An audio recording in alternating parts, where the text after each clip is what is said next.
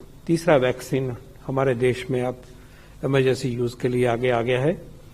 ये Sputnik vaccine है। बाहर के जो विदेश में बने हुए वैक्सीन हैं, अगर उनको यूएस के रेगुलेटर ने, यूके के रेगुलेटर ने, ईयू के रेगुलेटर ने और जापान के रेगुलेटर ने अप्रूव किया है या डब्ल्यूएचओ की इमरजेंसी यूज ऑथराइजेशन लिस्ट में इंक्लूड हो गया है, देन दैट और those vaccines are approved for use in India.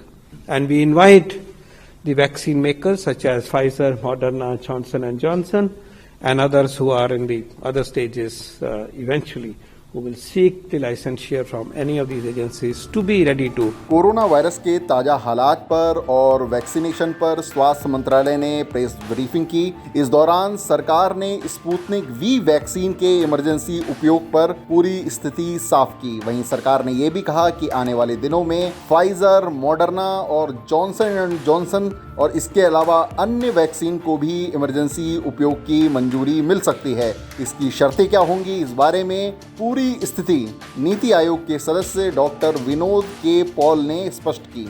तीसरा वैक्सीन हमारे देश में अब इमरजेंसी यूज के लिए आगे आ गया है। यह स्पुतनिक वैक्सीन है। भारत और रशिया की, रूस की मिलीजुली कोलैबोरेशन है। ये बहुत मेहनत के साथ इस वैक्सीन के सिस्टमैटिक स्टडी करते करते अच्छे तरीके से इस वैक्सीन का ट्रायल हुआ। पूरी प्रक्रिया को पूरा किया गया। ट्रायल में गए, महीनों से ये मेहनत हो रही है। ट्रायल के रिजल्ट्स देखे गए और जो डेटा हमारे देश का है उसको बाहर के देशों के डेटा के साथ मिला के 28-30 हजार के करीब जो पेशेंट का डेटा है उसको लेके जो फैसला किया गया है वो आपको मालूम है। तो एक बहुत सिग्निफिकेंट डेवलपमेंट है। इसके बारे में, इसके रोल आउट के कार्यक्रम के बारे में आपके सामने प्रस्तुति होगी। सारे हमें ये मालूम है कि इसमें मैन्युफैक्चरिंग भी होगी, वैक्सीन भी आएगा। तो we'll continue to discuss how it has to be, this opportunity has to be used and used expeditiously, quickly and comprehensively. एक बहुत सिग्निफिकेंट रेगुलेटरी बदलाव आया है। बाहर के जो विदेश में बने हुए वैक्सीन हैं, अगर उनको यूएस के रेगुलेटर ने, यूके के रेगुलेटर ने, ईयू के रेगुलेटर ने और जापान के रेगुलेटर ने अप्रूव किया है या डब्ल्यूएचओ की इमरजेंसी यूज ऑथराइजेशन लिस्ट में इंक्लूड हो गया है, देन दैट और those vaccines are approved for use in India.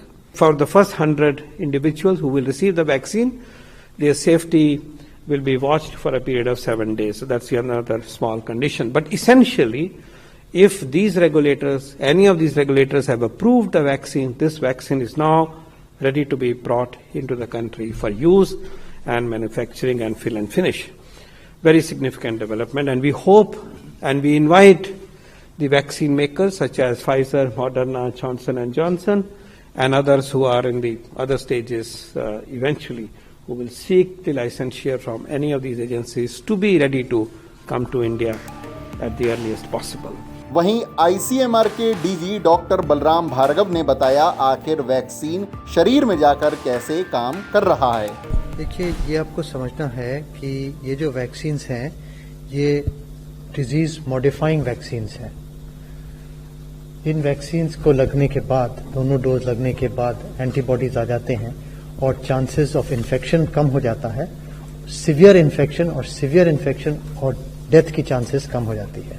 Come 85% reduction of hospitalisation after vaccination, that is well established internationally. ये आपको देख के रखना है। भारत में इस समय वैक्सीनेशन के आंकड़े की बात की जाए तो अब तक 10 करोड़ 85 लाख से अधिक लोगों को टीका लग चुका है। वहीं भारत में पिछले 24 घंटों में कोरोना के 1,61,736 नए मामले सामने आए हैं। महाराष्ट्र, यूपी, गुजरात, छत्तीसगढ़, पंजाब, कर्नाटक, केरल ये देश के वो राज्य हैं जहां से सबसे ज़्यादा कोरोना वायरस के मामले सामने आ रहे हैं।